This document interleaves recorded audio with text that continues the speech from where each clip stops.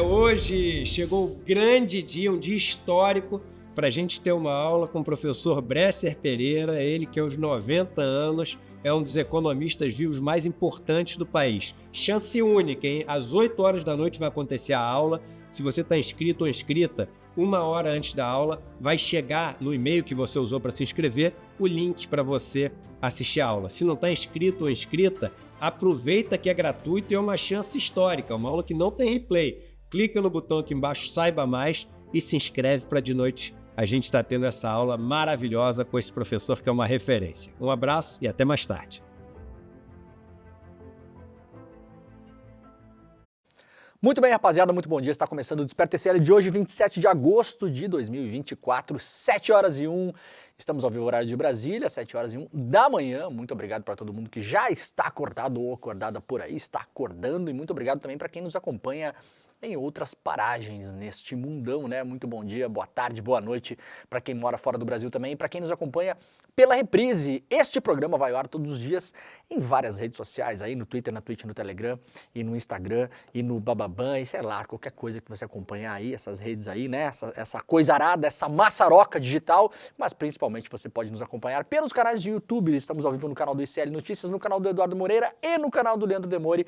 Muito obrigado também para quem nos acompanha pela TV aberta e pelo bom e velho radinho. Se você quiser nos ouvir pelo rádio em São Paulo, estamos ao vivo na Rádio Cantareira, na Rádio Brasil Atual e também na Rádio Heliópolis, e pela televisão em Salvador, na TV Quirimurê, em São Paulo, na TVT e também lá em Porto Alegre pela Pop TV. Se você está chegando por aí no nosso chat, muito bom dia. Sejam todos muito bem-vindos e muito bem-vindas, né? Você pode ir também assinando o canal, clicando no like, dando 3 pulinhos, tomando, sei lá, o gole misericordioso do final do ano e, sei lá, aquelas coisas todas de rede social. Também, se não quiser fazer nada, também não faça nada, porque a gente passa o dia inteiro trabalhando de graça pro Google, né? Essa que é a verdade, tá bom? Agora, se você quiser compartilhar esse programa, pode compartilhar nas suas redes sociais aí, clique em compartilhar e mande para os seus amigos na sua lista de e-mail, que eu sei que você tem, fica lá perdendo tempo escrevendo e respondendo as pessoas o dia inteiro. Pode mandar também para seu grupo de WhatsApp, principalmente aquele grupo do colégio, né, que tem os ex-colegas, né, metade é bolsonarista, outra metade não fala, mas é também. Você pode irritar as pessoas mandando para eles lá, para que eles possam ter a chance mínima de ter a mão salvadora para tirá-los do buraco da bolha da desinformação e também do universo paralelo em que seus ex-colegas vivem, né? Como todos nós temos ex-colegas que estão morando no universo paralelo faz alguns anos, a gente está tentando salvá-los. Não está muito fácil, mas tentamos todos os dias aqui. Olha só, hoje teremos o nosso super evento do mês aí, uma super aula com o professor Bresser Pereira, O Fracasso Neoliberal. Começa às 8 horas da noite, né, rapaziada? É isso? Muito bem, 8 horas da noite, se você quiser fazer a sua inscrição, que é de grátis, ao vivo, exclusivo, online, para o mundo todo, você pode clicar aí em despertacl.com.br, o link está nos comentários, está? Muito bem, o link está nos comentários, se você quiser também pode digitar aí no seu navegador despertacl.com.br para participar. Você vai simplesmente colocar o seu e-mail, clicar em vamos lá galera, muito legal, muito obrigado por fazerem essa aula pra gente. E aí vocês receberão o link hoje por e-mail, um pouco antes da aula, né? A aula começa às 8 horas, uma aula ao vivo, vai ser online, você pode acompanhar de qualquer lugar do mundo, é de graça, tá bom? De graça, depois não deve ter reprise. Eventualmente a gente faz reprise das aulas aqui, mas é mais raro, é mais comum não ter reprise, então não contem com isso.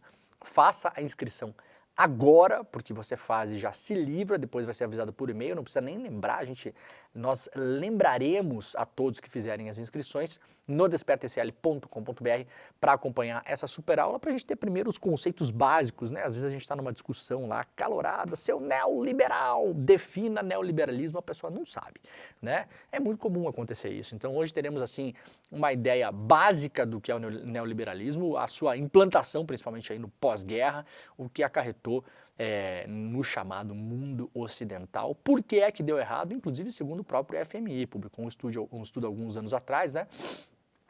falando sobre o fracasso do neoliberalismo, principalmente na tal da produção e distribuição de riqueza. Não aconteceu, ficou tudo na mão do dono das Americanas, não na sua, né? Por isso que você, neste momento, está ferrado sem dinheiro, né? Isso explica muito, é o tal do sistema, né? E aí a gente vai debater com um dos economistas, uma das mentes que mais conhece a história do neoliberalismo, e falar também das suas consequências e sobre eventuais portas de saída, né? O que é que a gente pode pensar do mundo daqui para frente? Que mundo teremos, né, nas próximas décadas? Uma super aula que só o ICL pode proporcionar para vocês. Vai ter, claro, a mediação do Edu Moreira, tá bom? Então façam a inscrição aí. O QR Code está na tela também, né, moçada?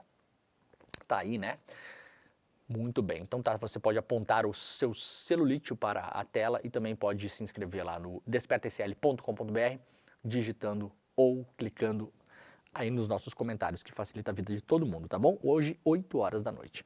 Vamos lá, então, vamos começar com duas notícias aqui sobre música. Uma delas vem balançando aí a internet no final de semana, né?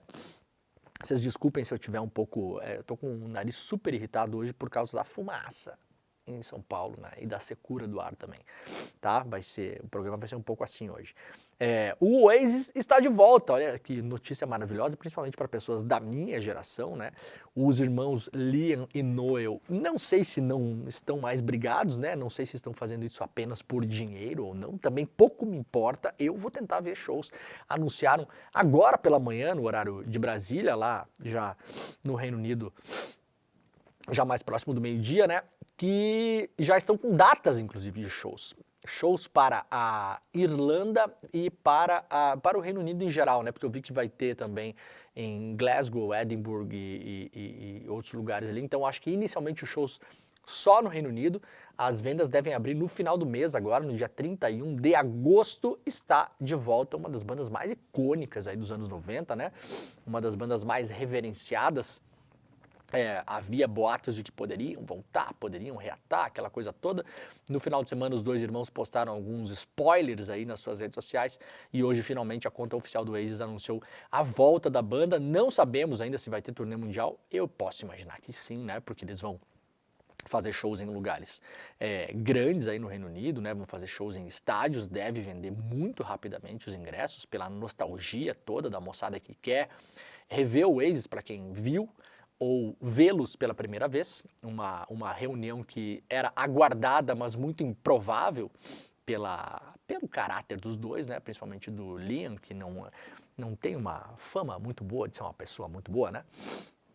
Mas tá aí então de volta, fiquem de olho para quem quiser assistir, para quem morar ou puder viajar para lá. Deve ter uma turnê mundial aí em 2025 também, a ver se vem para o Brasil. Eles já vieram para o Brasil, né? Algumas vezes, se não me engano, 2 ou 3 vezes, né? Muito bem, uma outra notícia agora, essa notícia triste, né? O Tom Zé está internado aos 87 anos, foi internado em São Paulo. O cantor e compositor Tom Zé está atualmente internado no Hospital da Beneficência Portuguesa em São Paulo. A informação foi confirmada pela esposa e empresária do Tom Zé, a Neuza Martins. O artista procurou atendimento devido a sintomas gripais e está realizando exames para determinar a causa de seu mal-estar. Até o momento não há um diagnóstico definitivo sobre sua condição. Neuza revelou que a previsão é de que o músico receba alta até a próxima terça-feira, portanto hoje, né? Foi internado ontem. Ele quer ir para casa trabalhar e se tratar.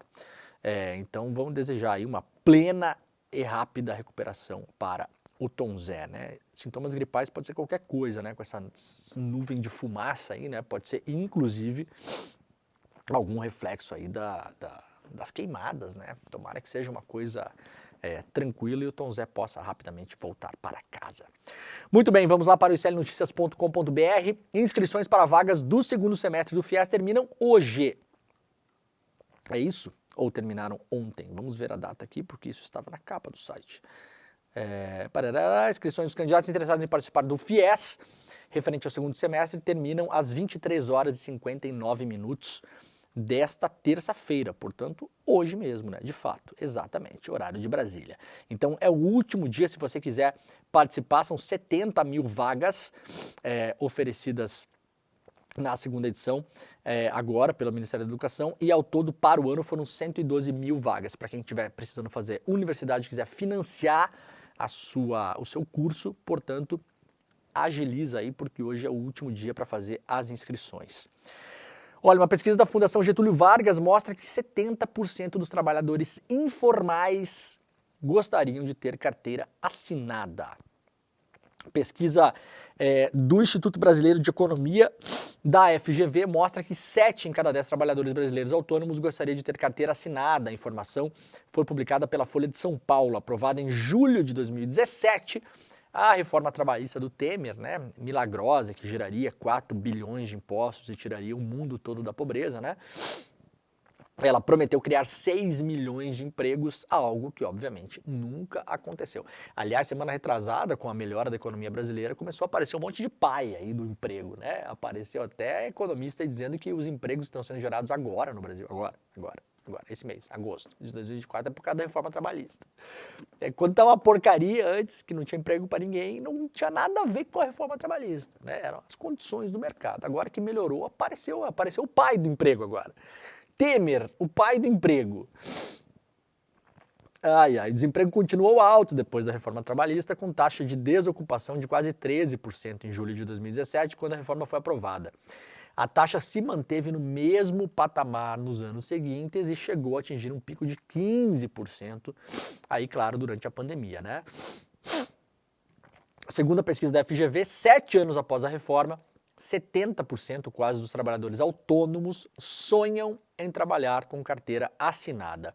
Pelos critérios da pesquisa, o Brasil tem 25 milhões e meio de autônomos, enquanto a população total ocupada é de 100 milhões de pessoas. O sonho da CLT, claro, está entre os mais pobres. A pesquisa mostra que 76% dos autônomos com renda de até um salário mínimo, que é atualmente de R$ 1.412, gostaria de ter um trabalho de carteira assinada. Já entre aqueles que a renda é entre 1 e 3 salários mínimos, 70%. Então, na verdade, não muda muito, né? Você aumenta um pouco a renda, mas 7 em cada 10 brasileiros ainda nessa renda de até 3 salários mínimos gostariam de ter um trabalho de carteira assinada. Foram consultadas 5.321 pessoas com margem de erro de 2 pontos para mais ou para menos. Segundo a pesquisa da FGV, os autônomos têm baixos salários, cerca de 44% recebem até um salário mínimo, a maioria é homem e negro. Ainda segundo a FGV, 38% dos informais têm entre 45 e 65 anos, 66% são homens e 54% se declaram pretos e pardos. A pesquisa aponta que a renda, por sua vez, tem forte variação. O salário de 20% pode oscilar mais de 20% de um mês para o outro, porque a pessoa é autônomo de fato, né? Então você não sabe exatamente quanto você vai ganhar no final do mês. Já entre os trabalhadores com CLT, a oscilação é menor, claro, porque você tem carteira assinada, o seu salário só pode oscilar para cima, né? Ninguém pode ter, pela lei, rebaixamento salarial no Brasil depois que você tem carteira assinada. Então tá aí, né? Claro, as pessoas depois de um tempo foram iludidas pela tal da reforma, porque então o trabalhador poderia negociar com o patrão, né? Claro, o trabalhador senta na mesa com igualdade de condições. Demoliram os sindicatos, né, acabaram com o imposto obrigatório para manter os sindicatos, que era equivalente a um dia de trabalho por ano. A gente não tem mais praticamente mesas de negociações. E aí, tantos anos depois, agora as pessoas estão se dando conta que como era bom ter a azulzinha carimbada, né? Eu carimbei a minha azulzinha lá, ainda tinha 16 anos, eu acho. Aliás, a minha foto ainda parece que eu tenho 13, né? Possivelmente a foto devia ser de 13, porque também na época não se tirava tanta foto quanto hoje. Foto preto e branco, inclusive. E aí tava lá o meu salário. Se eu não me engano, era 127 gloriosos reais. Depois que eu comecei a trabalhar com jornalismo, né? Aí, claro, a coisa não mudou nada, na verdade. Primeiro salário de jornalista era 230, eu acho, não sei, em 99, talvez. Tipo isso aí. Ai, que saudade de uma CLT, né, meu filho? STF julga contrato intermitente de reforma trabalhista na próxima quinta-feira, na verdade. O Supremo Tribunal Federal marcou para a próxima quinta-feira o julgamento de 3 ações diretas de inconstitucionalidade sobre a tal da reforma trabalhista. As ações discutem a validade do contrato de trabalho temporário. Inicialmente, as ações seriam julgadas no último dia 21, porém o julgamento foi adiado. A norma estabelecida por Michel Temer em 2017 desobriga empresas brasileiras a explicarem o motivo da demissão de um funcionário, mesmo quando a dispensa é sem justa causa. A Corte entendeu que o decreto é válido por enquanto, né? As ADIs já começaram a ser analisadas no plenário e tem 2 votos a favor e 2 contra. Votaram a favor os ministros Edson Fachin, relator do caso, e Rosa Weber, que se aposentou. Contra as ações e pela constitucionalidade do novo tipo de contrato trazido pela reforma trabalhista, votaram os ministros Alexandre de Moraes e Nunes Marques. O trabalho temporário permite que o trabalhador possa ser convocado para trabalhar em períodos determinados, por exemplo, em colheita, né? Em obra, enfim, momentos que você contrata a força de trabalho e depois a descontrata, né?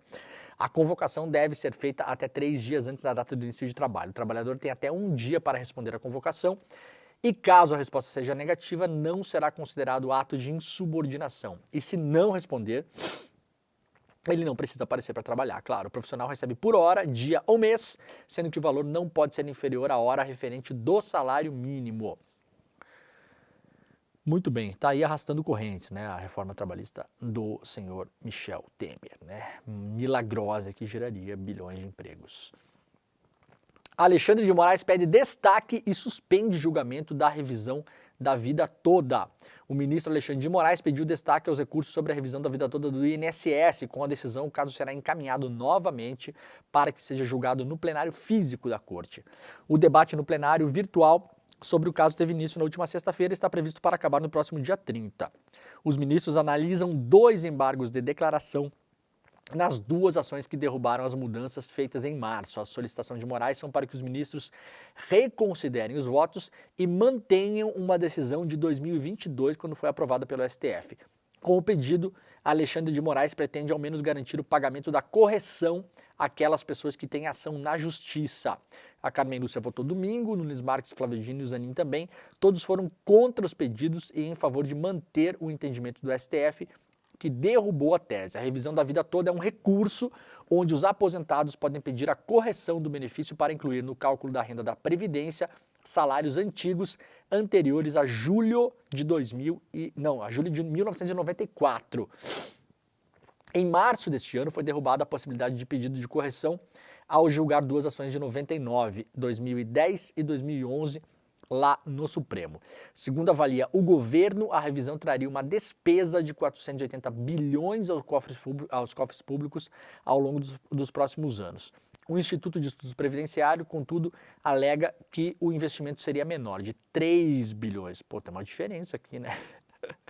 480 ou 3. Enfim, é uma ação que pega muitos aposentados aí, né? Aliás, muita gente pediu pra gente falar sobre isso.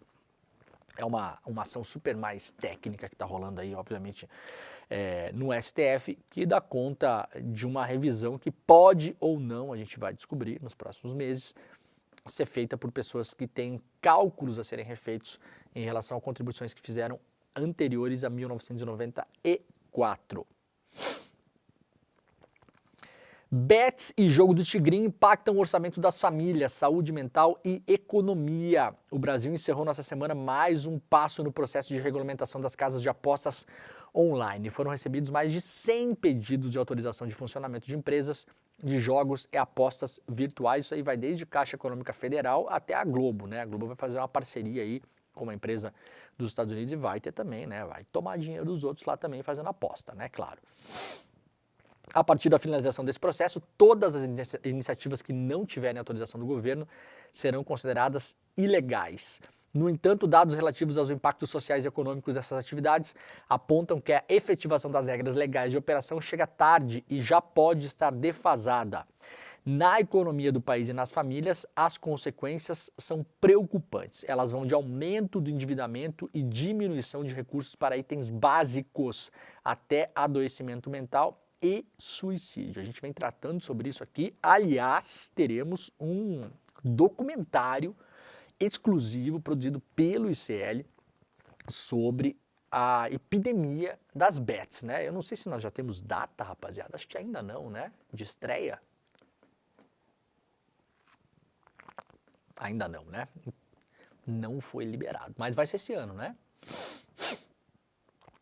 Muito bem, vai ser esse ano, talvez aí no próximo mês. A gente não tem uma data ainda, mas fica todo mundo ligado aí, porque o documentário já estava, claro, sendo produzido, a gente já estava muito de olho nisso. Nas últimas semanas teve muita notícia sobre bets, né? De uma hora para outra começou a aparecer por conta dessa regulamentação. Na verdade, o que se vai fazer no Brasil é regularizar as empresas, mas até agora nada se falou de proibir. Eu quero ver alguém comprar essa briga. Proibir propaganda na televisão.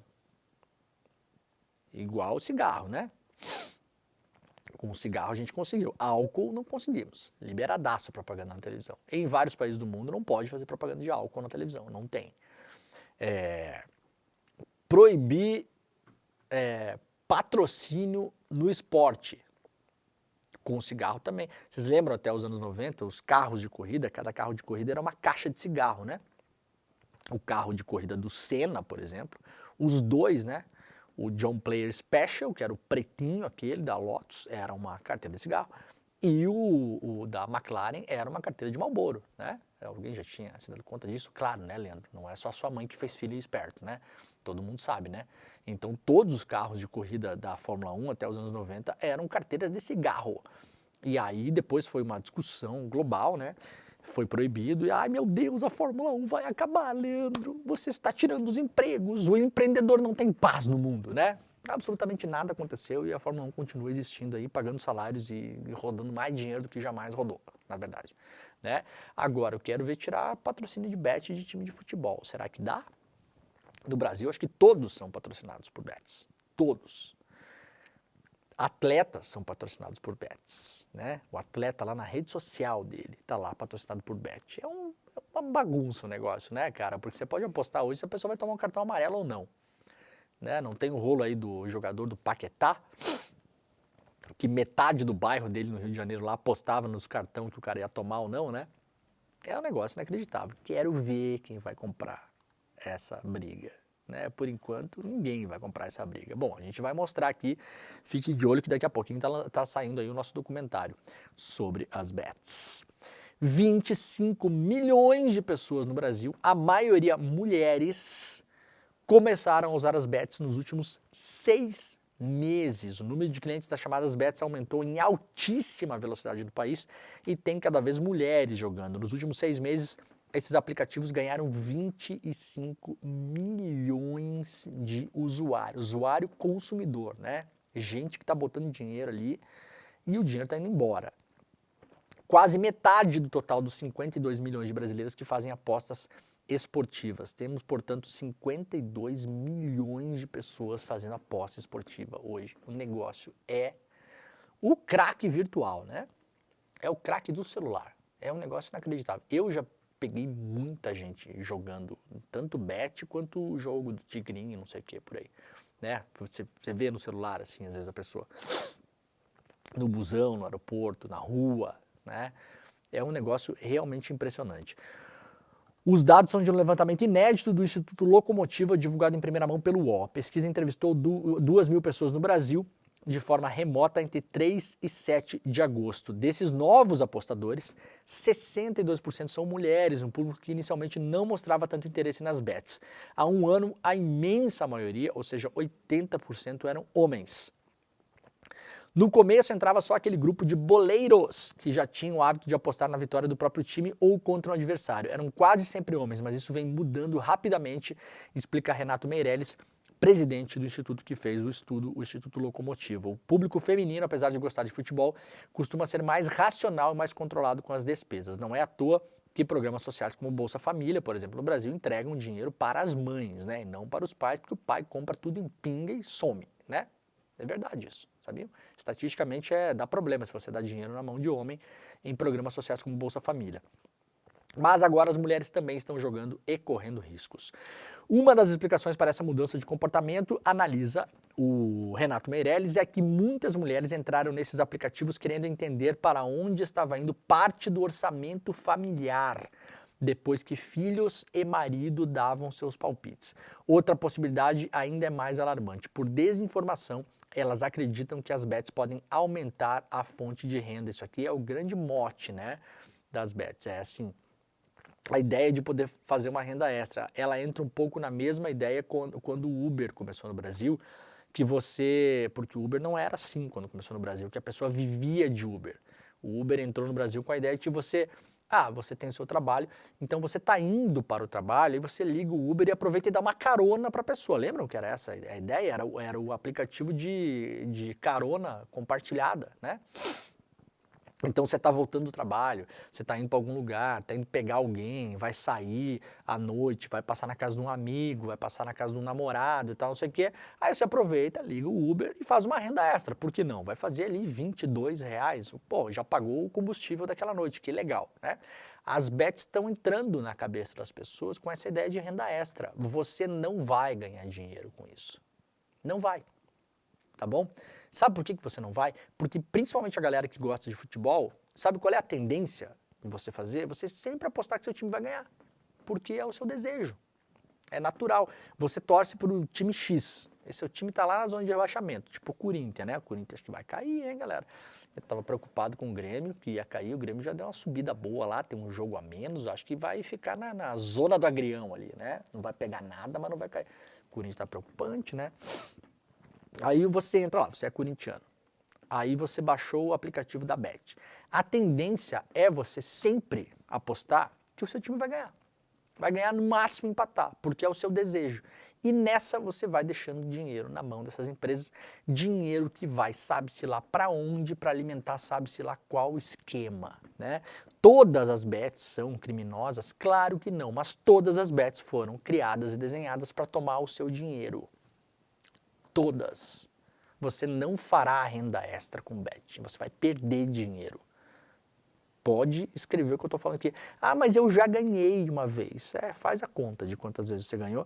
E a tendência, e fala aqui alguém que tem experiência com familiares, principalmente um familiar em especial, que jogava muito, amava cassino e tal, não sei o quê, que era meu pai. Se você ganha, você gasta aquilo que você ganhou.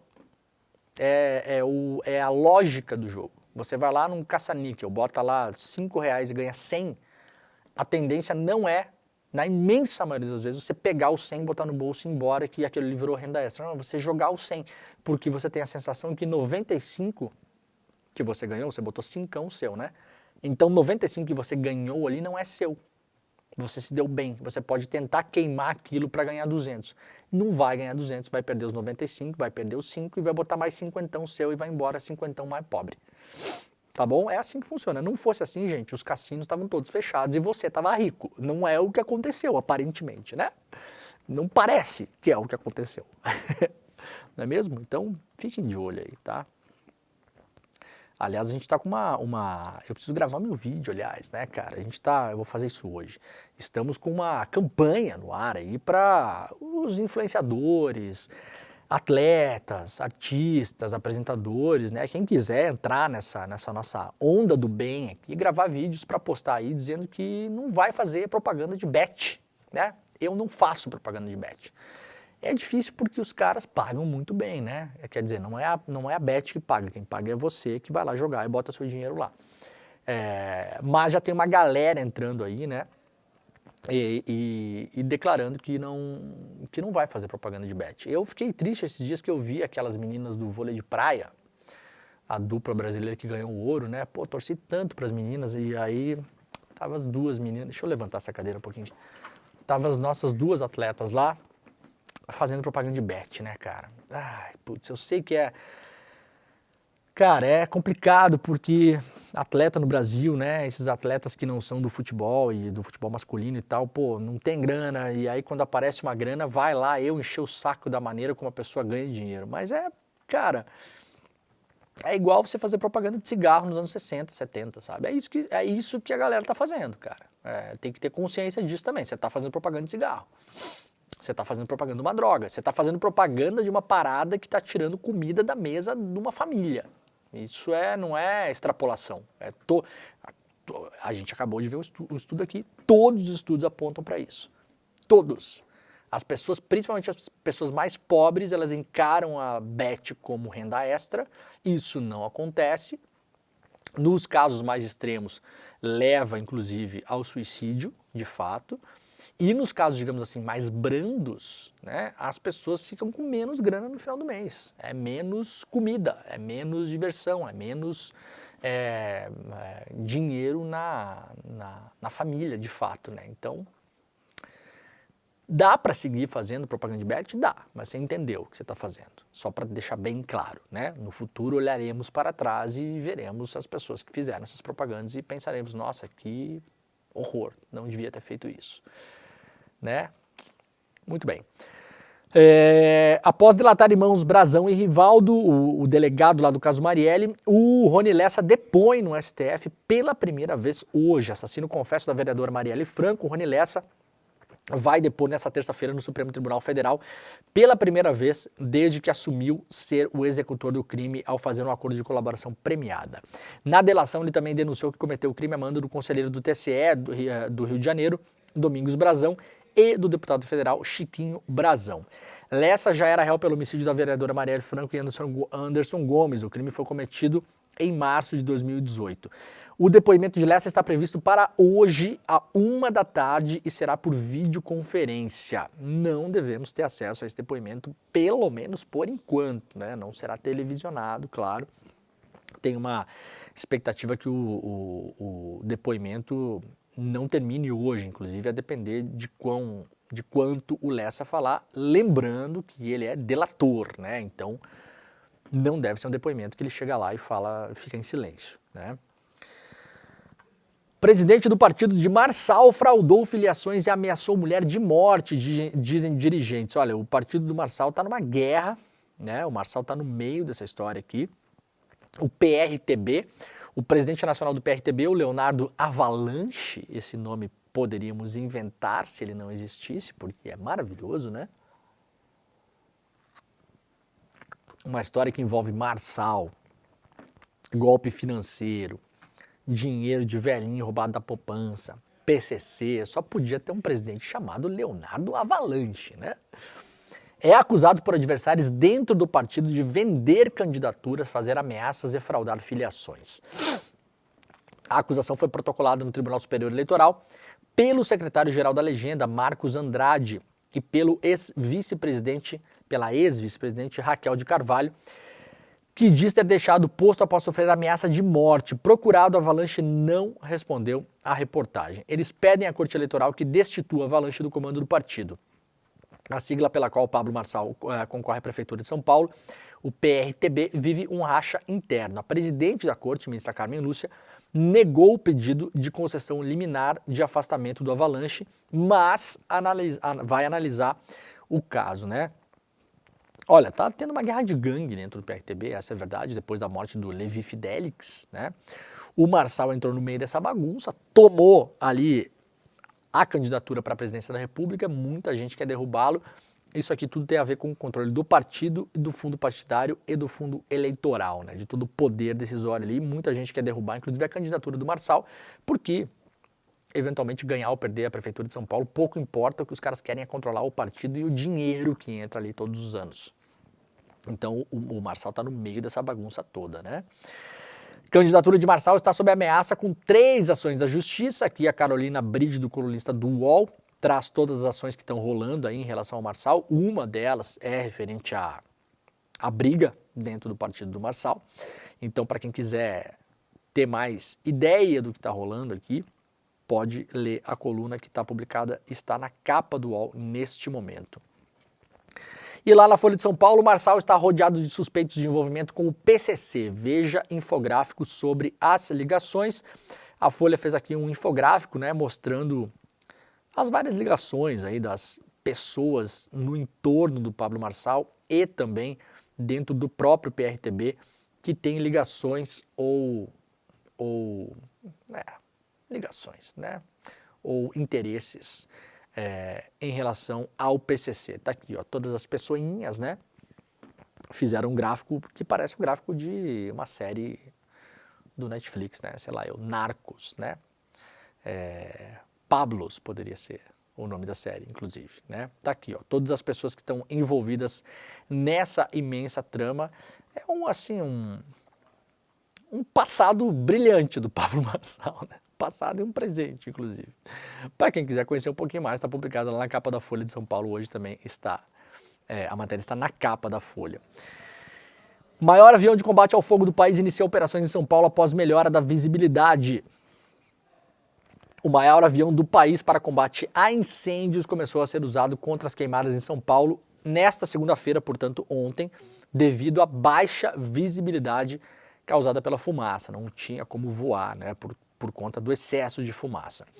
O avião, capaz de transportar 12 mil litros de água, foi cedido pela Força Aérea Brasileira após diálogo entre a Defesa Civil e o governador do estado de São Paulo, Tarcísio de Freitas. No entanto, a aeronave não pôde ser usada até amanhã de segunda-feira, quando a visibilidade melhorou e permitiu a atuação primeiro na região de Ribeirão Preto. As informações foram divulgadas pela Defesa Civil, pelo Ministério da Saúde e também pelo Ministério do Meio Ambiente. Quarto suspeito de provocar queimadas em São Paulo é preso. Subiu para 4 o número de pessoas presas por suspeitas de promover queimadas no estado de São Paulo. A prisão ocorreu na manhã deste domingo, 25, em Batatais. Aquilo que eu falei ontem, aliás, no Desperta, e falei no ICL Notícias segunda edição, né? O Brasil está pegando fogo faz 15 dias. Chegou em São Paulo, virou notícia, né? Assim, não tem foco de incêndio só em São Paulo, tem foco de incêndio no Brasil inteiro. Tem foco de incêndio, aliás, nos países que fazem fronteira com o Brasil, em vários deles, há 2 semanas. 2 semanas. É impressionante que, assim, 4 focos de incêndio, parece assim que 4 pessoas aleatórias, aliás, daqui a pouco a gente vai ler uma notícia do jornal Globo que fala sobre isso, né? 4 pessoas saíram de casa e decidiram botar fogo. Não, o país está pegando fogo. O país inteiro está pegando fogo. A informação sobre o último preso em São Paulo é um homem de 27 anos que foi preso na cidade de Batatais. Mais cedo, o Tarcísio de Freitas falou sobre o terceiro preso, que tem passagem pela polícia e estava usando gasolina para colocar fogo na vegetação. Disse para o Tarcísio que é uma coisa que não vamos tolerar, né? Outras 2 pessoas foram presas sob suspeita de incêndio criminoso em São José do Rio Preto e na cidade de Porto Ferreira. Os incêndios causaram acidentes, interrupções das aulas, lotaram hospitais, entre outros transtornos em diversas regiões do estado de São Paulo. 2 pessoas perderam a vida nesses incêndios e 66 pessoas ficaram feridas, de acordo com a Defesa Civil. Semana de queimadas teve saltos de 338% em São Paulo e 236% no Mato Grosso em registros de incêndio. Registros de focos de incêndio saltaram ao longo da última semana em diferentes regiões do país, com aumento de 338% em São Paulo e 236% no Mato Grosso, segundo dados de satélite do INPE. A disparada dos registros em solo mato-grossense foi capturada entre terça-feira, dia 20, que eu acabei de falar aqui, ó, 20, uma semana atrás, uma semana. A gente está falando disso aqui no Desperta faz uma semana no mínimo. Me irrita, né, um pouco isso, tá? Me irrita. Vira notícia porque chegou em São Paulo. O país está pegando fogo faz uns 15 dias.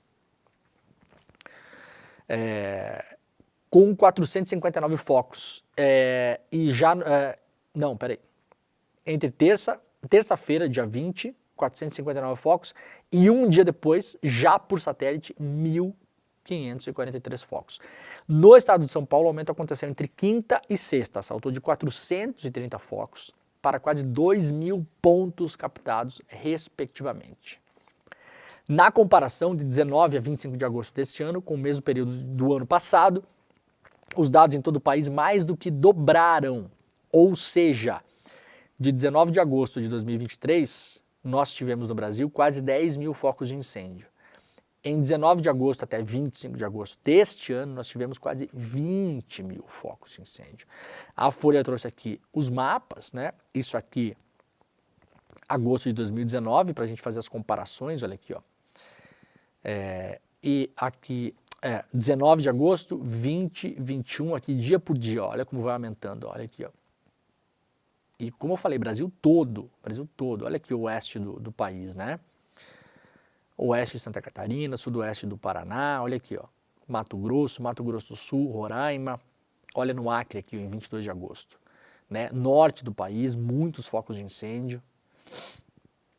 Muito mesmo, aqui, dia por dia. Ó. E aí 23 fatalmente fica mais concentrado em São Paulo, né? Dá para ver muito bem aqui, olha aqui, ó. Aqui estava mais espalhado, aqui um pouco mais também. Olha só, aqui pouca coisa em São Paulo, muito mais nessas outras regiões que eu citei também. E aí aqui começa a vir para o interior de São Paulo. E aqui, finalmente, 23 de agosto, aqui o estado de São Paulo, ó. Vocês estão conseguindo ver com o mapinha aí? Dá para ver, né? Eu não sei se dá para ver a minha setinha quando eu passo ali. Não dá para ver setinha na tela, rapaziada? Não, né? Não dá, né? Não, dá para ver, né? Vocês estão vendo uma mancha ali, né? Isso é tudo São Paulo. E agora, 25 de agosto, o último monitoramento, deu uma acalmada, né? Até porque choveu em alguns lugares do Brasil.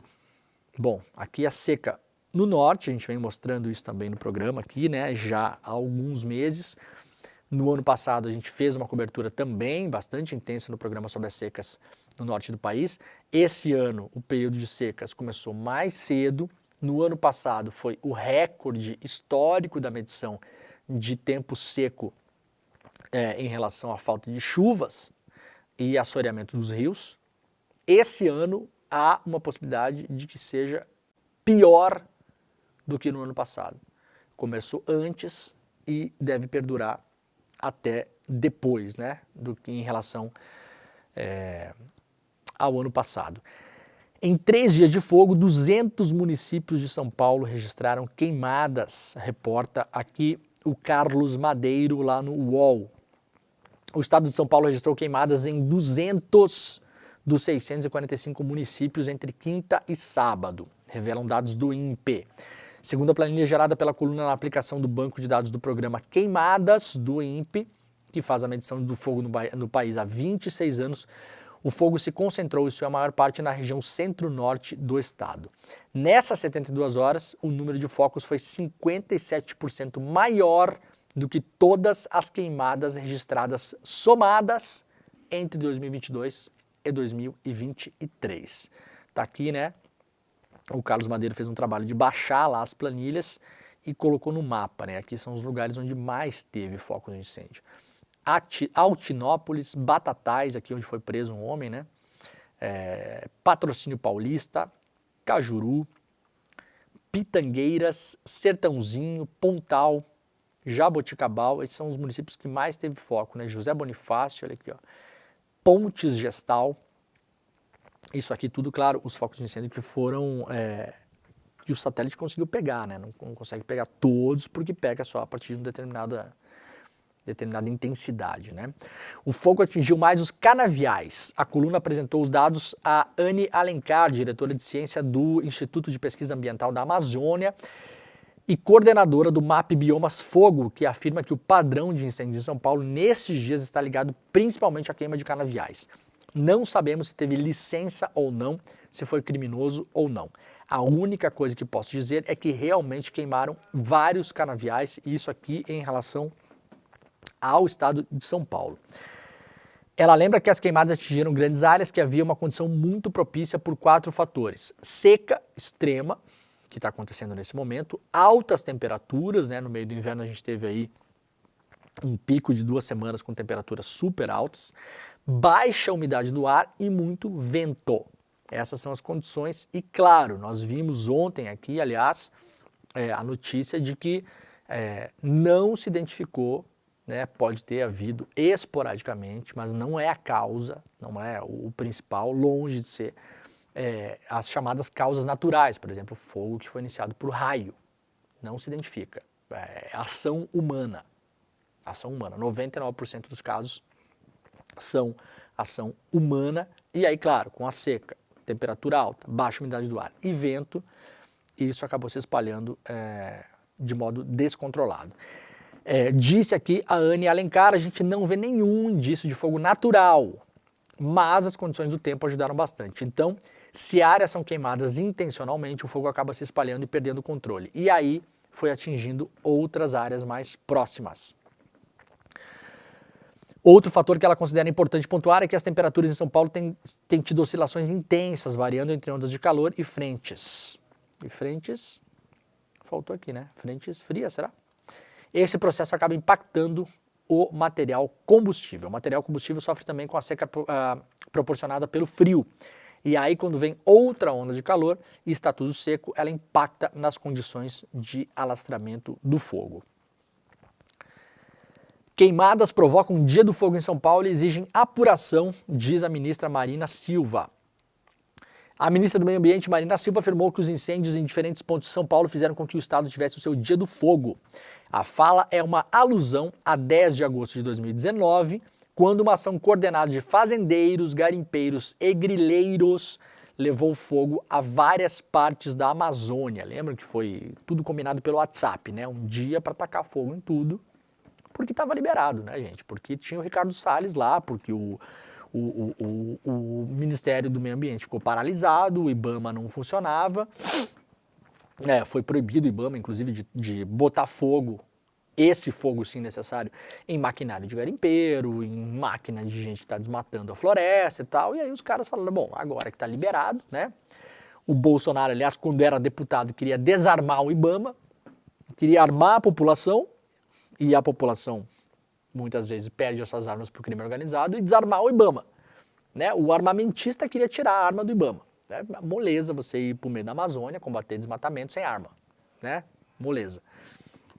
E aí sentiram-se autorizados a fazer o que queriam, né?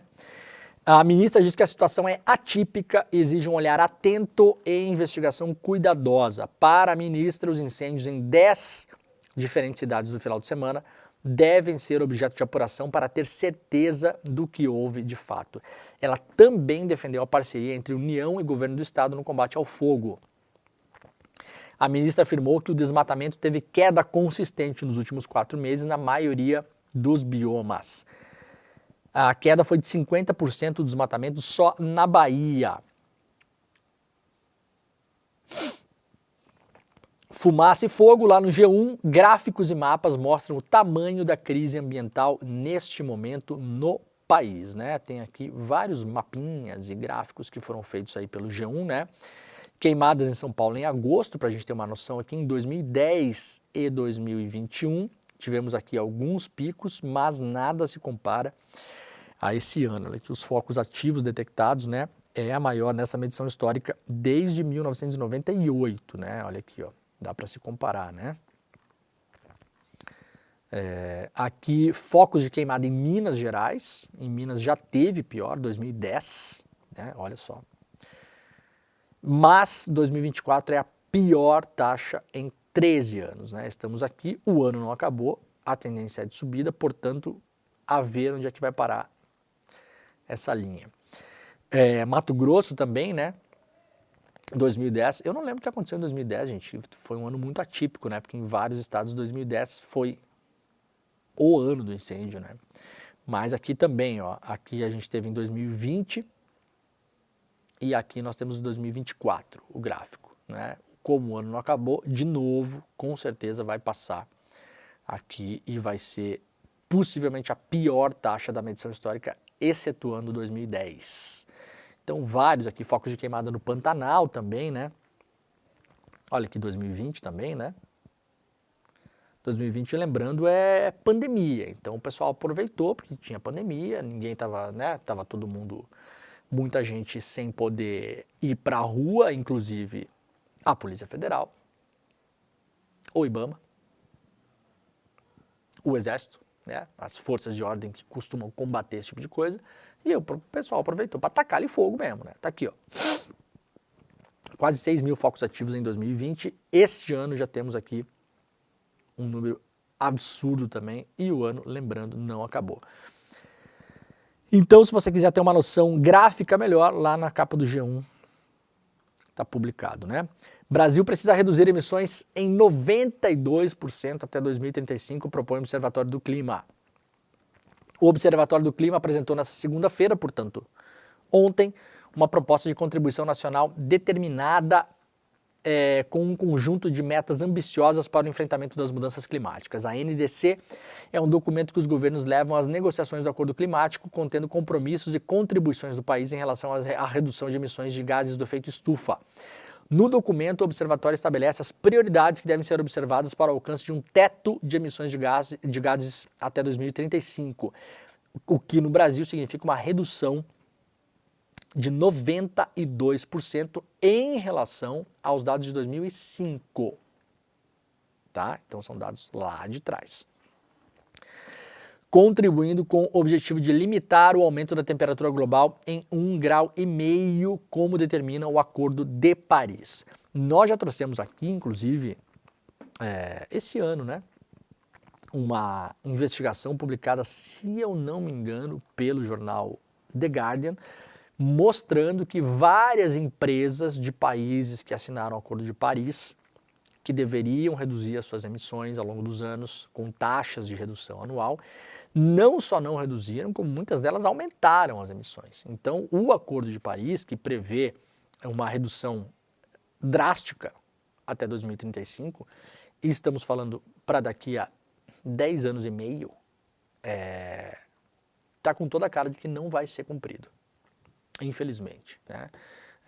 Aliás, lembrando que o Trump, quando entrou nos Estados Unidos como presidente, saiu do Acordo de Paris, né? Teve isso também, né? Sendo os Estados Unidos, junto com a China, os dois principais emissores de gases de efeito estufa do planeta, né? Então, se os Estados Unidos saem do acordo, durante um tempo, depois o Biden retomou, se eu não me engano. É óbvio que não tem como cumprir as metas, né?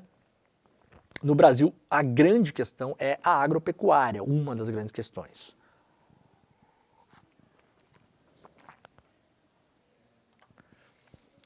Chefe da ONU emite alerta pela rápida elevação do Oceano Pacífico. O secretário-geral das Nações Unidas, Antônio Guterres, emitiu na segunda-feira um alerta mundial pela rápida elevação do Antônio Pacífico, não, né? Do Oceano Pacífico, no caso. Ele apresentou em Tonga, durante uma cúpula das ilhas da região, um relatório da Organização Meteorológica Mundial que revelou que o nível dos mares subiu 15 centímetros nos últimos 30 anos em algumas partes do Pacífico. Segundo o informe divulgado, a média mundial de avanço no nível dos mares foi de 9,4 centímetros. Desde a década de 90, a organização monitora os mareógrafos, instrumentos que medem o movimento das marés instalados nas praias do Pacífico. Estou aqui para emitir um SOS mundial sobre a rápida elevação dos níveis do mar. Uma catástrofe em escala mundial está colocando em risco estes paraísos no Pacífico. Conforme a ONU, o agravamento do aumento do nível do mar é acelerado pelo aquecimento global e pelo derretimento das camadas de gelo. E aqui tem uma imagem, né, de uma ilha que pode desaparecer nas próximas décadas. Já tem algumas ilhas que as pessoas tiveram que mudar no Pacífico porque a água tomou conta, né? Vamos lá para o Metrópolis, coluna do nosso colega aqui, Guilherme Amado. Juiz que apontou crimes na Receita Federal foi condecorado por Bolsonaro. O juiz federal José Arthur Diniz Borges, que na última segunda-feira apontou a existência de um grupo criminoso na Receita Federal, lembra a tese do Flávio Bolsonaro de que ele foi vítima de um grupo criminoso da Receita Federal que queria prendê-lo de qualquer forma e usou métodos ilegais para investigar suas contas na história da rachadinha? A tese, né, de defesa do Flávio é que várias coisas ilegais foram cometidas na Receita e ele chama isso de um grupo criminoso dentro da própria Receita Federal. Pois então, o juiz que acolheu essa tese, que foi apresentada pela defesa do Flávio, já foi condecorado por Bolsonaro quando se reuniu com o então presidente no Palácio do Planalto. Em agosto de 2021, o juiz foi recebido no gabinete de Bolsonaro com o presidente do Botafogo. Borges era consultor da presidência do clube e, na ocasião, Bolsonaro foi presenteado com um quadro de Mané Garrincha e camisas do time. Disse o juiz na ocasião: eu queria homenagear a nossa ministra Flávia Arruda, que era secretária de governo botafoguense, e também o Braga Neto, mas ele não está aqui. E os filhos do presidente, tanto o Eduardo quanto o Carlos, são botafoguenses, né? Tem até o vídeo aqui publicado pelo Guilherme Amado na ocasião. No ano seguinte, Bolsonaro condecorou o magistrado com a Ordem do Mérito do Ministério da Justiça. Em 2023, o juiz absolveu Silvinei Vasquez, ex-diretor da Polícia Rodoviária Federal, por improbidade administrativa. Como mostrou a coluna, o juiz Borges afirmou em uma decisão que 2 auditores da Receita Federal foram vítimas de um esquema criminoso do órgão e isso, claro, acolhe a tese do senhor Flávio Bolsonaro de que ele foi perseguido pela Receita Federal, portanto, o caso das rachadinhas segue aí pendurado, aliás, não acabou o caso das rachadinhas, né? Está literalmente pendurado no Rio de Janeiro, ninguém sabe por que está parado. O grande mistério do Rio de Janeiro é descobrir por que esse caso não anda. Ministério Público Eleitoral pede rejeição do registro da candidatura de Fabrício Queiroz, que quer ser vereador no Rio de Janeiro. E aqui, para terminar, no jornal O Globo de hoje, deixa eu só deixar menorzinho aqui, aí ó. Prisões por incêndios em Goiás e São Paulo reforçam a hipótese de ações isoladas. Eu considerei essa manchete aqui com toda a vênia aos colegas do jornal O Globo. Essa manchete é um desastre. Um desastre. Por quê? Por quê? Nós acabamos de mostrar aqui, inclusive, os colegas do Globo, né? Olha aqui. Focos de incêndio no Brasil esse ano. Amazônia, Mato Grosso, tá? Minas Gerais, São Paulo. Então, olha só.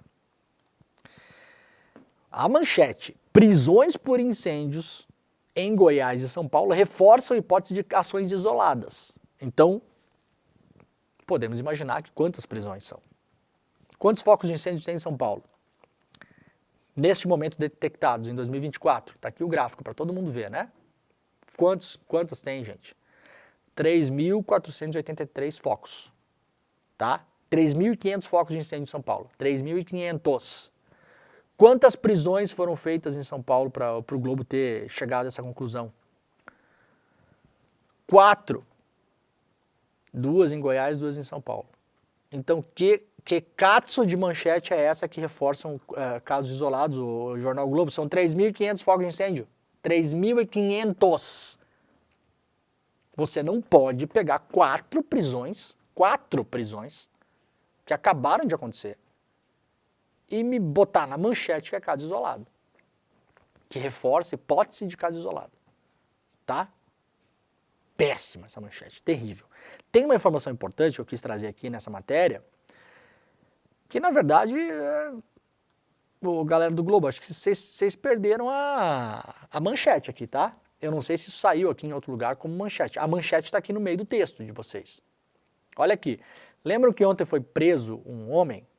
A gente até mostrou no ICL Notícias segunda edição, que falou que botou fogo em São Paulo a mando do PCC. Lembra dessa história? O PCC mandou, tava até, né, a gente estava no estúdio e falei, não, o que o PCC mandou botar fogo? 3.500 fogos de incêndio, o PCC está mandando botar fogo no país? Para quê? Qual que é a lógica? Olha aqui, o cara que foi preso, que falou que foi por causa do PCC, Alessandro Arantes, de 42 anos, tem problemas psiquiátricos, foi preso em Batatais, ele disse que foi a mando do PCC, só que a tese foi descartada pelo promotor Lincoln Gakia, que tem experiência e conhece muito bem o PCC. É o promotor que investiga o PCC no Brasil, é o Dr. Lincoln. Falou, não tem nada de PCC, nada. Esse rapaz tem problemas psiquiátricos. Arantes, usuário de drogas, morava na rua e foi preso por outros crimes, como roubo, furto, homicídio e posse de drogas. Arantes gravou o crime no celular e permitiu que os policiais tivessem acesso ao conteúdo. Não tem nada de PCC no negócio, nada. Tá aqui na matéria do Globo, tá? Então, duas coisas importantes na matéria. Deixa claro aqui que não tem... Gente, quem tá atacando fogo no Brasil é o agro, tá? A gente sabe disso, a gente sabe. São 3.500 focos. Aí você não pega 4 prisões, que teve 2 em Goiás, 2 em São Paulo, e fala que reforça a tese de ação isolada, pessoal. Difícil, né? Tá lá na capa do Globo esse negócio. Né? Ai, não adianta reclamar comigo. Ai, Leandro, como você é com os colegas jornalistas? É difícil a vida, né? Acontece. Tá bom? Bom, o programa está acabando, nós voltaremos amanhã. Agora está começando o ICL Notícias, primeira edição. Não esqueça, faça a inscrição para o nosso super webinar, a nossa super aula hoje ao vivo, exclusivo, grátis, só aqui no ICL. Vai lá para o despertacl.com.br, uma aula inédita com o professor Bresser Pereira sobre o fracasso neoliberal. despertacl.com.br. Nós voltaremos amanhã. Muito obrigado e tchau. Hoje chegou o grande dia, um dia histórico, para a gente ter uma aula com o professor Bresser Pereira, ele que aos 90 anos é um dos economistas vivos mais importantes do país. Chance única, hein? Às 8 horas da noite vai acontecer a aula. Se você está inscrito ou inscrita, 1 hora antes da aula vai chegar no e-mail que você usou para se inscrever o link para você assistir a aula. Se não está inscrito ou inscrita, aproveita que é gratuito e é uma chance histórica, uma aula que não tem replay. Clica no botão aqui embaixo, saiba mais e se inscreve para de noite a gente está tendo essa aula maravilhosa com esse professor que é uma referência. Um abraço e até mais tarde.